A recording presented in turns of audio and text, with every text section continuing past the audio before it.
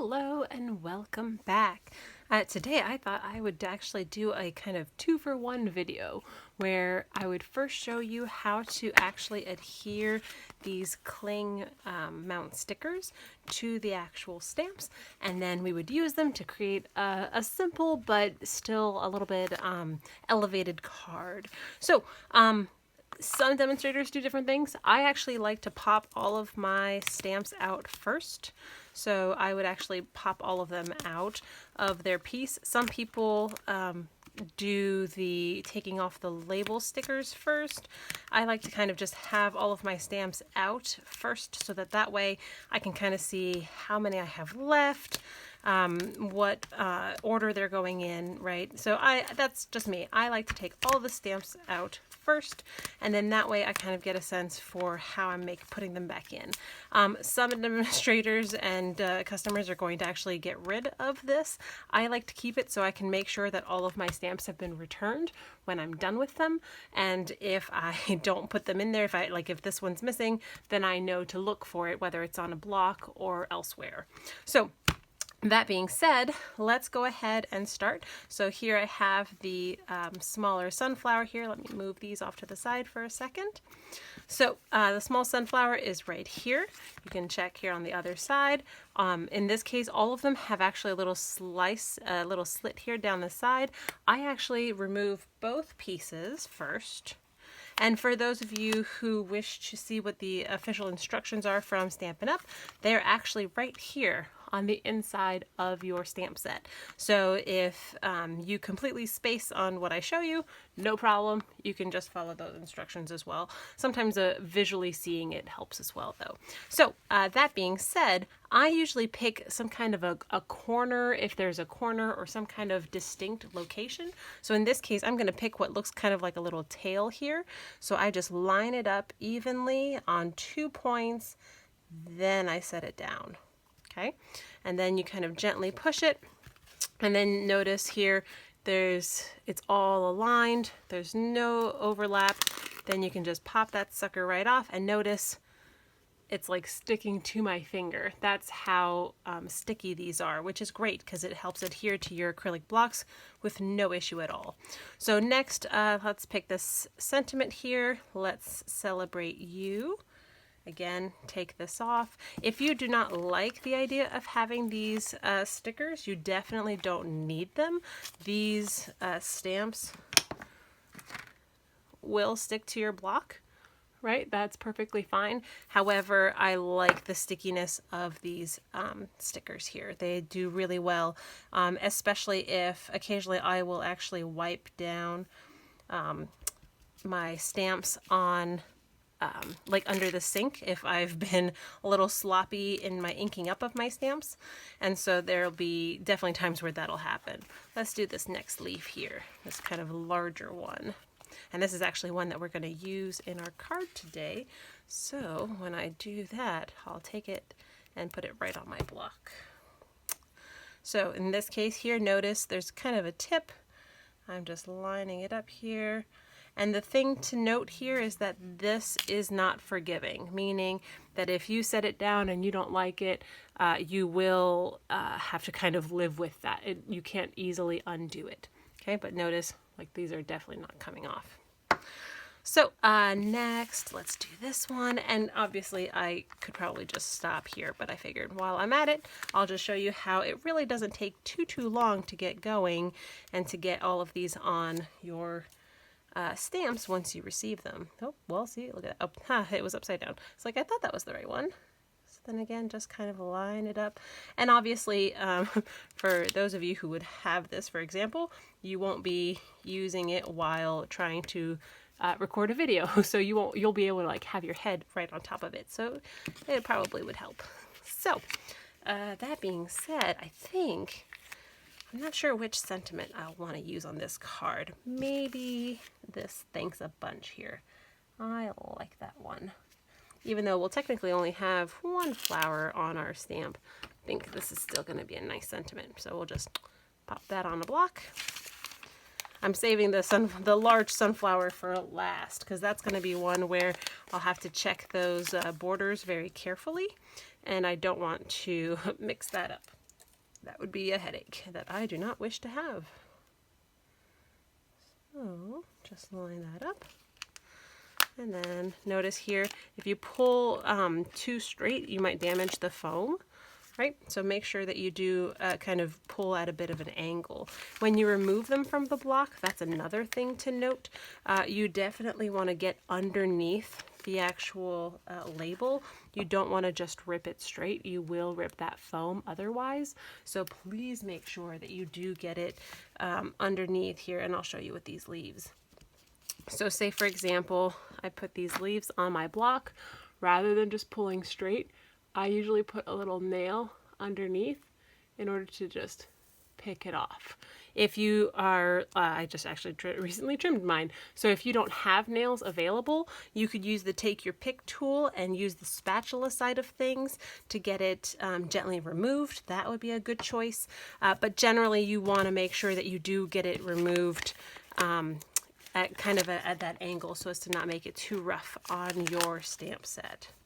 So now this here, clearly with the edge being as kind of wobbly as it is, what I'm actually going to do is I'm actually going to compare the image. So notice here, I'm kind of seeing this petal looks pretty distinct, and it looks like it's supposed to be that one. So if I hover it over, well, look at that, it sure is. So the catch though with these larger stamps is that you also want to make sure to avoid air bubbles. And so I'm actually going to kind of set it down from one end until I get to the other. And in that way, it's on there and it's not uneven or wonky.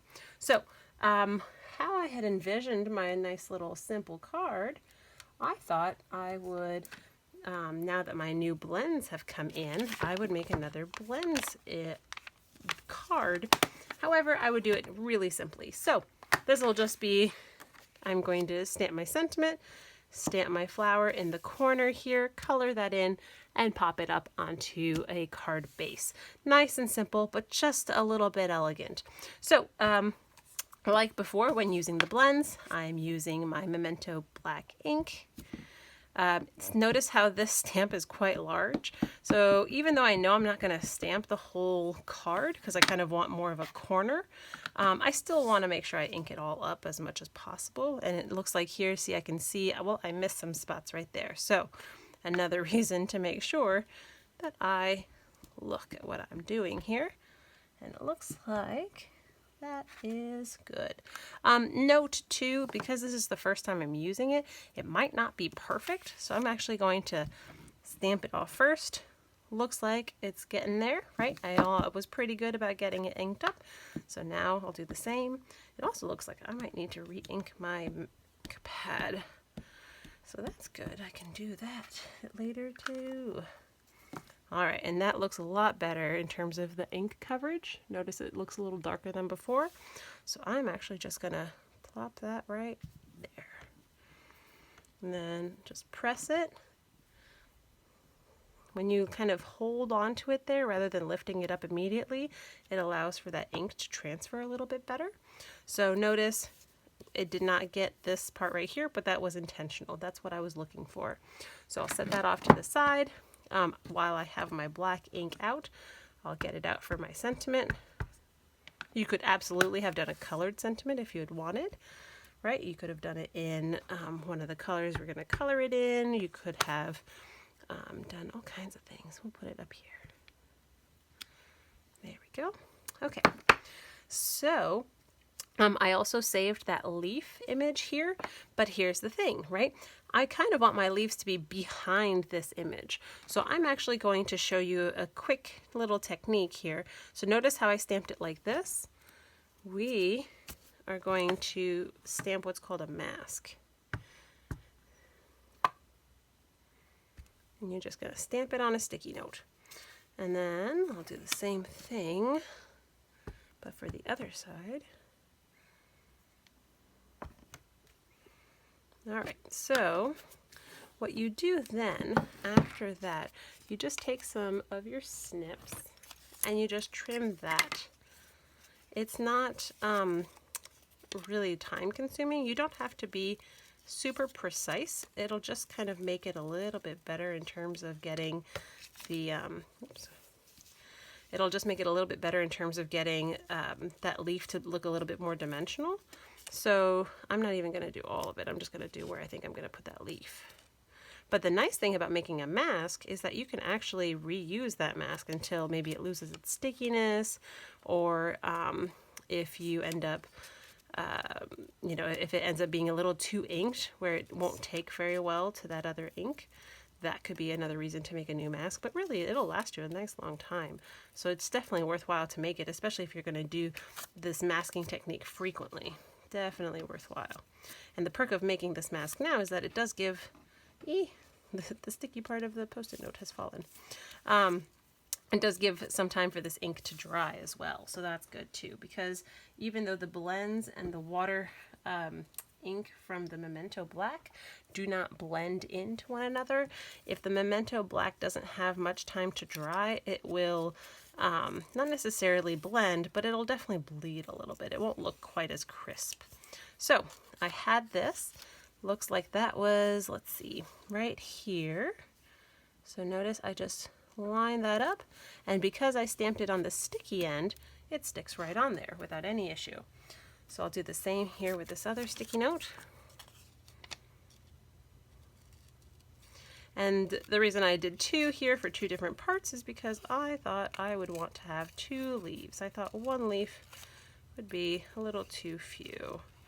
Obviously, if you would like to have only one, that would be perfectly fine. No need to have two unnecessarily. Okay, so there's that. And it looks like that goes right here. And there we go. So now I have my two quick little masks, and I'll take my leaf stamp out now and go ahead and stamp those two.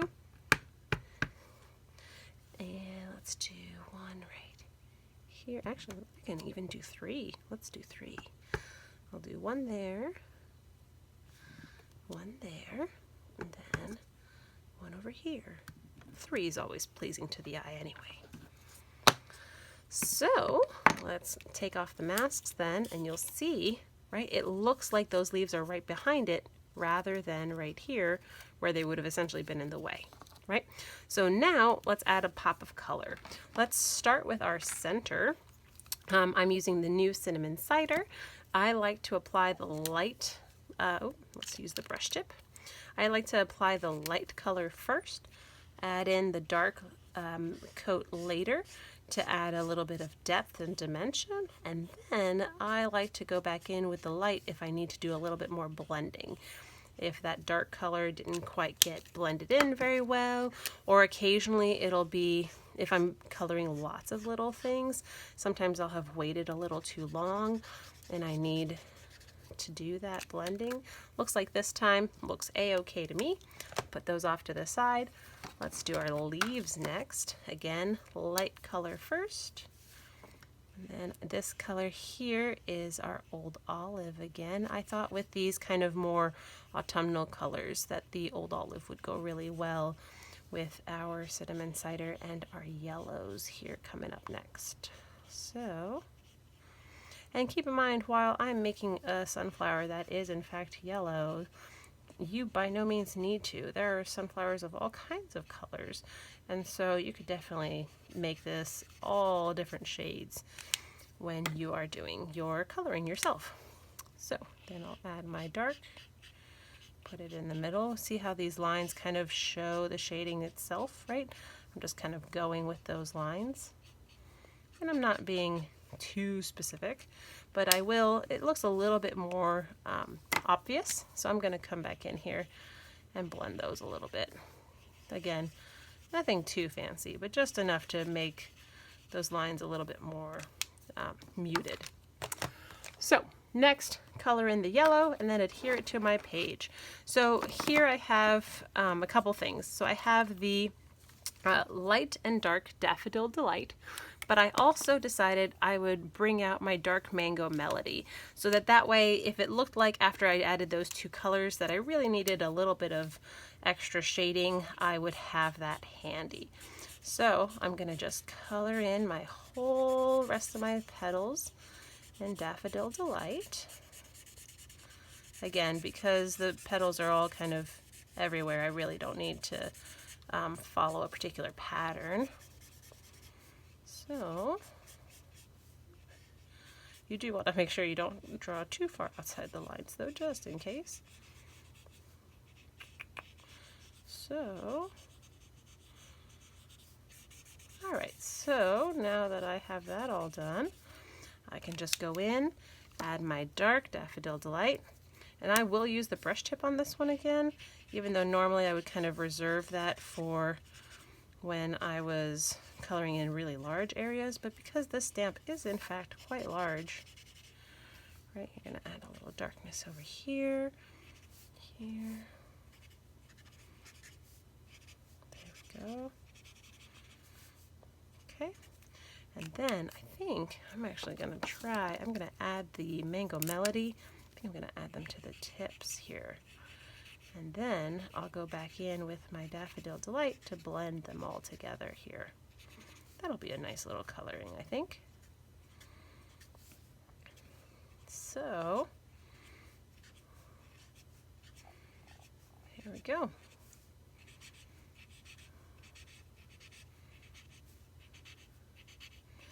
And I used here just some simple Whisper White cardstock. I did not use anything super fancy in terms of, you probably could have used thick Whisper White cardstock instead of using the regular Whisper White cardstock for the base, oh, for this piece here. I thought that since I'm going to pop it up, even though notice here you see it running through, it won't really be visible on the actual card itself. So next, let's add some dimensionals because we are going to pop this up a little bit, add a little bit of something extra. And because this is the only thing on my panel, I am going to be a little bit generous with my dimensionals. I could have used the foam adhesive strips as well. That would have been nice. Those are a little bit higher though than these dimensionals, so I thought that for the purposes of this card, these would do just fine. So pop off these little backings here to the dimensionals. And the way I check to make sure I've removed all of them, I actually just hold them up to the light and they'll have kind of a different shine if the piece has been removed than if they have been left on. So then I'll just layer it there. Fold my card base. Let's use my bone folder to make that crease a little bit better here. And there we have it. Nice simple card. If I had wanted to, I could have added some embellishments. I could have added a little twine here, but I kind of like the simplicity. If you have any questions or need any of these supplies, feel free to let me know. The host code for the month is right here. In case you do wish to make a purchase. I also have the links to all of these materials that I used below. Oh, I have all the items below, and I have the links to purchase these items on my site. If you need anything, feel free to let me know. I will see you in the next video. Bye.